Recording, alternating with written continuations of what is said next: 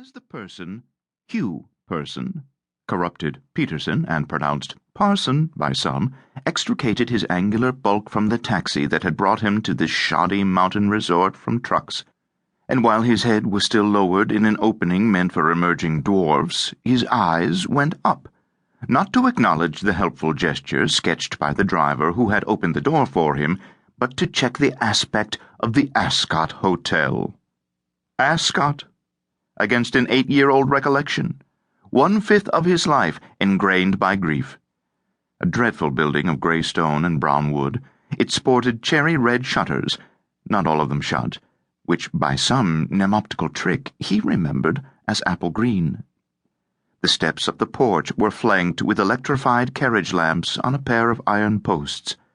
Down those steps an aproned valet came tripping to take the 2 bags, and, under one arm, the shoebox, all of which the driver had alertly removed from the yawning boot.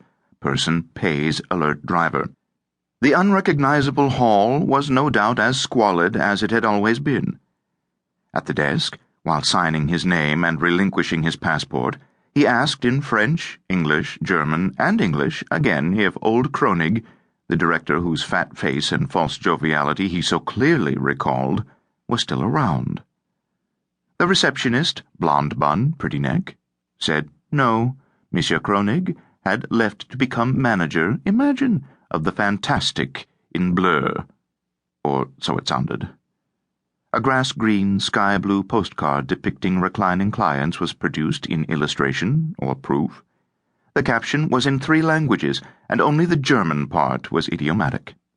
The English one read, "Lying Lawn," and, as if on purpose, a fraudulent perspective had enlarged the lawn to monstrous proportions. "He died last year," added the girl, who, en face, did not resemble Armande one bit, abolishing whatever interest a photochrome of the majestic in coeur might have presented. "So there is nobody who might remember me?" "I regret," she said with his late wife's habitual intonation. She also regretted that since he could not tell her which room on the 3rd floor he had occupied, she, in turn, could not give it to him, especially as the floor was full. Clasping his brow, Person said it was in the middle 300s and faced east. The sun welcomed him on his bedside rug, though the room had practically no view.